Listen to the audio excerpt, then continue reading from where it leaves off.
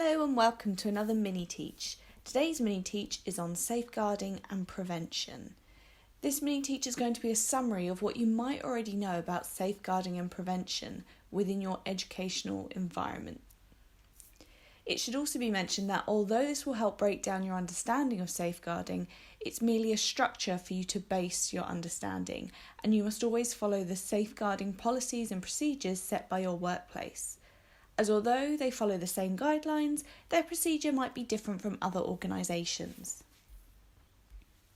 What today's mini-teach will cover: what falls under the topic of safeguarding, who is responsible for safeguarding, signs of potential harm, abuse and prevention duty, task 1 where we show you a couple of scenarios and how you might respond, things to remember, and useful sites to look at the end, as well as a short animation.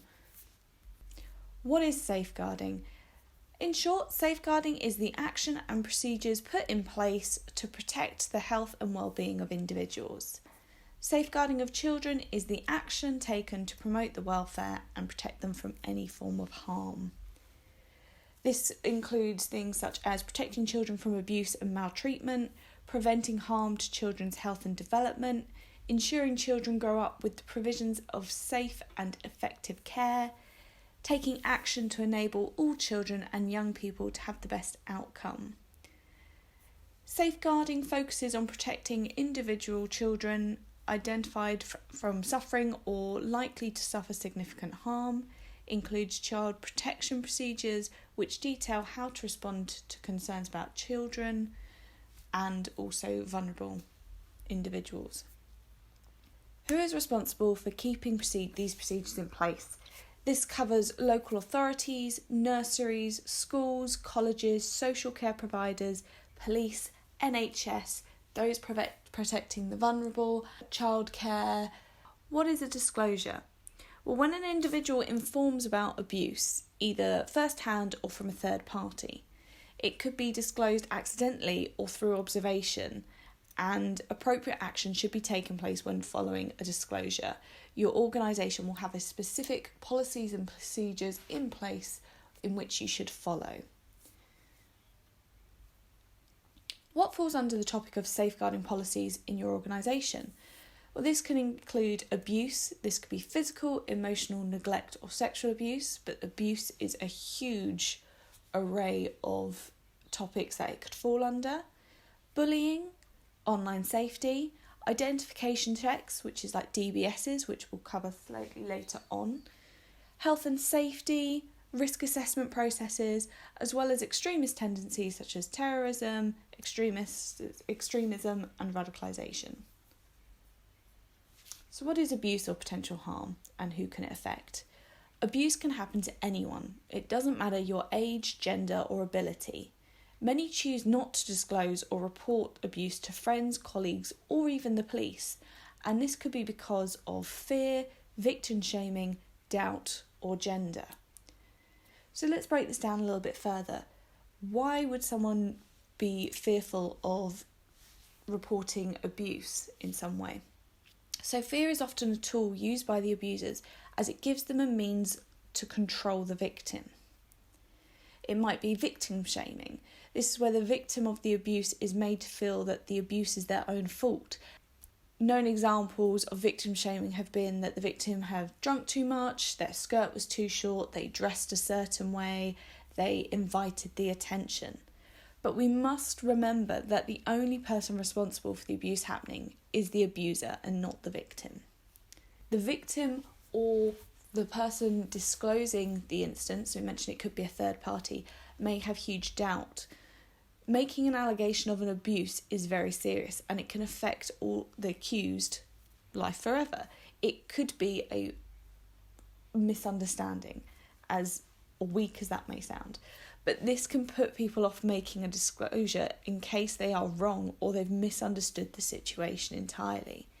However, most people have a gut instinct and it's usually best to report concern to the appropriate authorities. Without reporting the concern, the abuse may likely continue. Finally, gender. In accordance with the Crime Survey of England and Wales in 2015 to 2016, Women are 4 times more likely than men to report childhood abuse.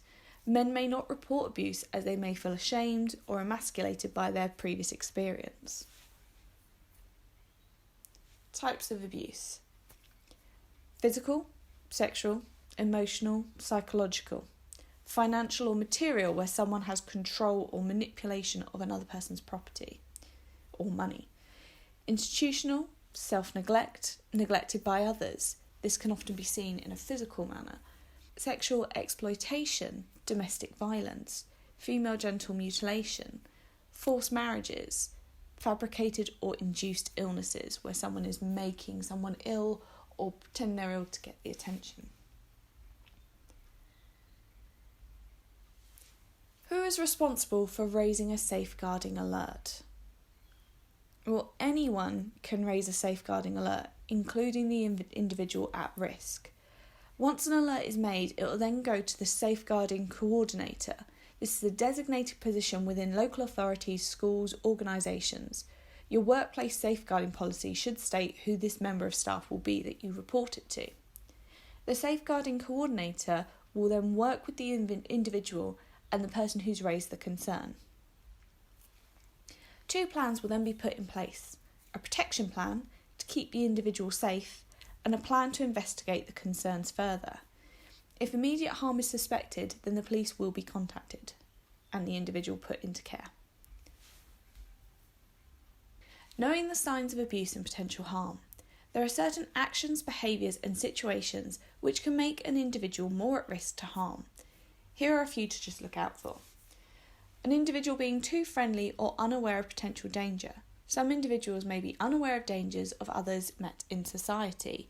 It might be they are easily trusting, wanting to make friends, or are a vulnerable individual and take people at face value, not being aware of underlying situations, talking to strangers, that type of thing.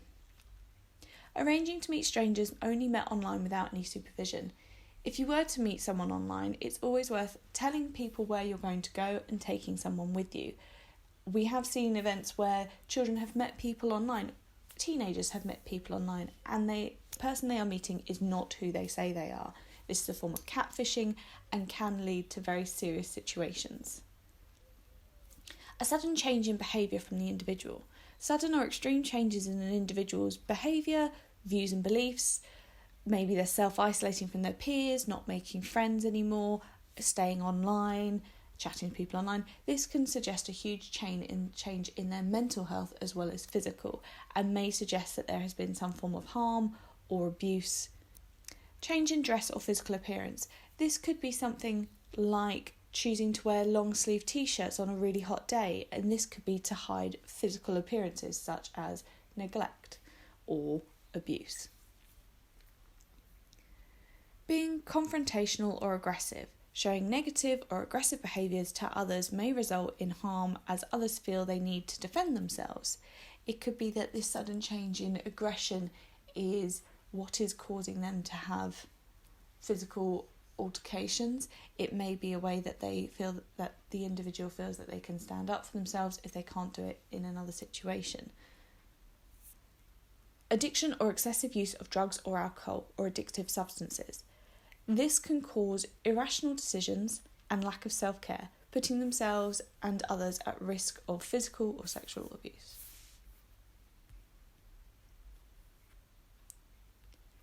Prevention duty. In your school, educational, nursery environment, the main thing you will see is a Dbs check. This is where measures are put in place around children and vulnerable individuals to prevent possible harm. These are known as Dbs checks for adults looking to work in environments with children or the vulnerable. There are strict definitions of activities that must not be undertaken by people who are barred from working with children, young people or the vulnerable. So if you've got any form of legal altercations, prison sentences, that sort of thing, you will be barred from working in these types of regulated activities, such as unsupervised activities like teaching, instructing or caring for children, working for a limited range of establishments with the opportunity to be in contact with children, such as guiding or scouting organisations, sports clubs, youth groups, relevant personal care, healthcare or foster homes, registered childminding. These types of job roles require you to have a clean Dbs check. Another way of prevention duty is recognising potential harm or harmful activities, such as health and safety checks on school outings or leaving the school premises. This will be when you start to interact with the general public, crossing roads, possibly going into environments that may be trigger points for certain child behaviours.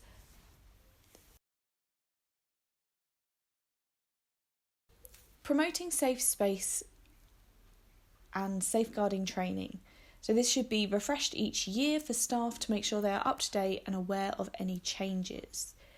So creating a safe space area in schools help to protect those in harm or in thought of harm with proactive and reactive strategies.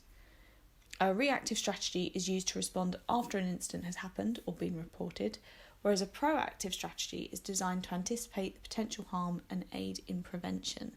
Having your own safe space area is an area where an individual can feel safe, secure, being aware of those under your care, being an active listener to what they have to say. You might be the only trusted adult that they can confide in for help. So being aware of what they say and listening to what they have to say. Creating a safe space. We need to respect the privacy of the individual and create a safe space for the individual to feel secure in, rather than outrightly asking in front of others or in a place we think might be quiet. It could be that the individual has been too frightened to talk out. It might be that they or their family have been threatened or have been told that they will be judged, and the individual is convinced without a doubt that they will not be believed. We need to let the individual know that it's a good thing that they spoke out to you, and reassure them and tell them they are not to blame and that steps will be put in place to help them now that they've spoken out. You might use a useful acronym such as Elbars, which are steps to use when a disclosure has been made. Listen. Active listening. This means giving the individual your full attention without fiddling with pieces of paper, getting a pen. Actively listen to the incident that is being reported to you. Believe. This is face value acceptance for this incident only. Don't reflect on previous instances or discussions that have been made in the past. You're listening to this one incident in front of you. Affirm. Say that you understand why the individual feels the way that they are, and it is right that they feel this way, without imprinting your own emotions onto them. Refer. This is where you are going to say that you are going to refer this case onto the next person above. This will be your safeguarding coordinator. This is why we say we cannot keep this incident a secret, because it needs to go forward. Support. Tell the individual that they are going to get support. Support them during the telling of the incident reporting as well as afterwards. They need the support. When a safeguarding alert has been made, reassure the individual. Tell them, I'm glad you told me. It is a huge step for someone to make a report of a safeguarding alert. It can be quite scary. We don't know what the individual has been told by the abuser. This is a huge thing, and it must be noted that, you are glad that they have told you, they've spoken out, something can be done. Do not ask or mention directly for names from the individual, as this could frighten them and stop them from talking. We can't assume we know who the abuser is in terms of the individual. Listen to the individual, and when they're ready, ask open questions, not closed or leading questions. An open-ended question requires the individual to answer in their own words. An open question starts with why, how, what, describe, tell me about, what do you think about. This will help provide the individual with an open space to be talked about their situation and be listened to openly. A leading question has an already predetermined answer, and a closed question has limited number of responses, such as yes, no. Don't say that you're going to keep what has been disclosed a secret. Instead, say, I cannot keep this a secret, but I won't tell anyone except those who must know to help. Ask yourself, what do you need to consider when an incident has been disclosed? When abuse or harm is disclosed, suspected or alleged, it is important that you are careful about what you do and say, because you might inadvertently do something that alters the outcome of a future investigation or court case. Why should you not try to collect evidence yourself? Evidence must be preserved and handled only by the appropriately trained individuals. Picking up evidence will contaminate the original evidence through DNA transfer and could make prosecution difficult or impossible. It's also worth noting that undisclosed recordings, where someone has been recorded without their knowledge, are often dismissed as evidence, being unlawful under the GDPR ruling in 2018, as it's a misuse of private information. Who do you report a disclosure to? So we've mentioned this earlier in this mini-teach. You must follow the policies and procedures. Each organisation will have specific policies in place to deal with an incident of abuse or harm, collecting statements and keeping the individual safe. This information is collected by the safeguarding coordinator. Not following the procedure correctly may put future investigations in jeopardy. Knowing your organisation's safeguarding policies and procedures, at the very least knowing who to report a disclosure to, is vital, which is why safeguarding is everyone's responsibility. Why can you not promise to keep a disclosure to yourself? It's essential that the individual's identity and information associated with them and their case is kept confidential. However, you must never promise the victim to keep the disclosure a secret. Rather, say, I cannot keep this a secret, but I won't tell anyone except those who must know to help. What sort of questions should you ask? Again, we mentioned this earlier. It's possible to say something which could influence a victim, which could lead them to a false memory or behaving in a way that may please you. Therefore, it's best to ask open-ended questions where the victim can speak in their own words. Right, we're now going to show you some examples. Here you're going to be shown a set of 3 examples which require a safeguarding stand-in. These examples are used to demonstrate how a real-life situation may look in your workplace, organisation or event. For this, we've singled out a nursery, a school and an online video call where you are the participant, not the one running the event. So take a moment to read through these scenarios and consider what steps must be put in place to aid the individual. Scenario 1. Nursery setting. You suspect a child at your nursery is being neglected. They arrive late and left at the door in unwashed clothing from the day before. They've started to bully other children by stealing their food. When confronted about the snatching of the food, the child flinches, becomes very scared, trying to find a space to hide, and says they are hungry. Pause the video. Take some notes about the situation. Why do you think it's a safeguarding situation?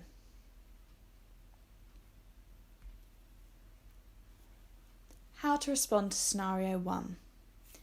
If a worker suspects an individual is experiencing abuse, they need to report the facts immediately to the appropriate person.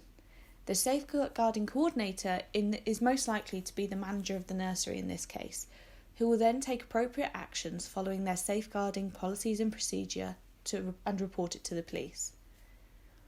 The worker who suspects abuse must make notes and a written report about the facts that are known to them, i.e., the fact that on this day, at this time, the child is left on their own at the door of the nursery. They arrived in soiled clothes that they wore the previous day, and the child said they were hungry. Staff must not make assumptions with the report, only reporting the facts. An assumption might be that the child walked on their own to the nursery because they were found at the door on their own, and it's known that the child lives only a few doors away from the nursery. This is not fact, this is an assumption. If someone had seen the child walk to the nursery, then it would be a fact. The staff must listen to the individual and not make judgments. In terms of preschool age, a child might not directly inform about abuse or neglect, but they could maybe reenact something about their home life during their playtime, or make a passing comment. Make sure the individual is in a safe environment until safeguarding procedures are in place. This could be a supervised space with another member of staff. Until a decision has been made, the child will be kept in a safe environment. In this case, the nursery will have set policies and procedures in place for their safeguarding protocol and how to respond. Scenario 2. School setting. A pupil at your school has started to show clear signs of behavioural change. Over the term, you've noticed that they've become isolated. They do not interact with their peers and do not seem to have many friends. They are not engaging in lessons and are often using their phone to check messages, which makes them agitated and upset. When their phone is confiscated, the pupil gets angry at their phone being taken away and swears at the teacher, resulting in a detention. Take a moment to read through this again and make some notes on safeguarding. How to respond to scenario 2. Create a safe space for the pupil to calm down outside of the classroom and away from prying eyes. With a second member of staff present, talk to the student in a calm manner without raised voices. Explain why you have confiscated their phone and that you are concerned about their behaviour in class today. Consider the student over the past term. Have they changed? Is their appearance different? Has their confidence changed? Are they struggling with their mental health and schoolwork? Are they seen with peers or outside influences? Do they deliberately isolate themselves from others? How do peers interact with this individual? Ask open questions rather than closed or leading ones. This will encourage the individual to speak rather than respond with yes or no answers, such as, why were you looking at your phone in class? How do these messages make you feel? Could you tell me why you were upset when you were looking at your phone? If you suspect that they are being bullied, explain in a calming tone what bullying is, given an example of what cyberbullying is, and if anything like this has happened to them. It could be that the instigator has told the individual that it's just banter or hazing and making them feel like the individual is overreacting, making speaking out harder to do, encouraging the bullying further as nothing is being done. Explain that the student can talk to an adult that they feel comfortable with. Staff must listen to the individual and not make any judgments. Remember Elbars from earlier. Finally, follow the school's safeguarding policies and procedures in place for bullying and cyberbullying. Scenario 3. Online conference call. You're in a video call for a large online event. During the call, you're expected to have your microphones off unless speaking and cameras on. The screen is set up with several pages of faces and the main speaker being the focus on screen. During the call, you notice a woman from another screen flinch as you suspect something has been thrown at them and shrink in on themselves from a confrontation happening in their home. You look around the many faces on screen, however, you don't think anyone else has noticed the situation. Pause the video and make some notes on what the safeguarding protocol might be. So this is quite a difficult one to respond to. First off, report to the event organiser to say you have witnessed a suspected act of abuse of another user on screen. Do this discreetly, either via the private chat box or an email. Don't blurt it out to the whole of the online video call. As it's an online event, the organiser might have stated beforehand that the session was being recorded, in which case there may be a recording of the incident, but this cannot be presumed as evidence of the event. Equally, depending on the program being used, it might be that only the user's screen was recorded as opposed to the many individuals watching as well. Make a note of what you witnessed, again collecting just the facts, the date, the time, the username of the individual you saw being hurt, the meeting you are in, when you witnessed the confrontation. The organisation will need to follow their own policies and procedures to report the concern. If there is a cause for the user's immediate safety, the police will be informed. As an attendee, you have no access to the user's personal information, so the report to the safeguarding coordinator must come from the event organiser following their own policies and procedures protocol. However, you will be expected to make a statement. As we said before, this is a difficult scenario to respond to. After the witness has given their report to the safeguarding team, they'll have no further involvement in the case. This can often make people feel powerless. However, the company must follow their own safeguarding policies and procedures in place, and this will differ from safeguarding policies of suspected harm to children, as the victim was an adult. Useful things to remember. Pens will remind you of the different types of the most common abuse: physical, emotional, neglect and sexual abuse, but there are many others.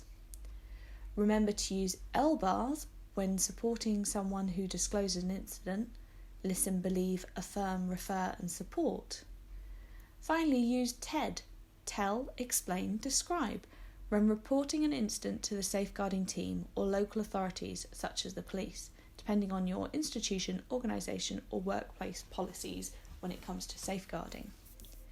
Do not promise to keep the disclosure a secret to the victim once safeguarding alert has been raised, as it needs to be informed to the safeguarding coordinator. Here are some useful sites that you may want to look at to further your understanding of safeguarding policies and procedures. Victimsupport.org. This is a charity which approves support to those in England and Wales who have been affected by crime. Bullying.co.uk provides guidance and support for victims of cyberbullying, children and adults, parents and schools, and those who support them. So this is good for both the victim as well as those looking to support. nspcc.org. This provides information about cyberbullying, abuse and neglect. iwf.org is an anonymous and confidential place to report child sexual abuse images or videos. revengepornhelpline.org. This is support for anyone affected by sexually explicit material posted online without consent. Childline.org provides support and counselling for anyone up to the age of 18. Cybersmile.org is a support website for anyone affected by online bullying. And cgc.org, Care Quality Commissions for England, policies and procedure standards for preventing, identifying and dealing with abuse. Finally, I'll leave with the link to this short 2-minute animation, Consent. It's as simple as tea. This is a short 2-minute animation commissioned by the Thames Valley Police by Blue Seat Studios. It's a short animation which can be found on YouTube and expertly explains how sexual consent is like making someone a cup of tea. We'll put the link to it in the comment section below. Thank you for your time and have a lovely day.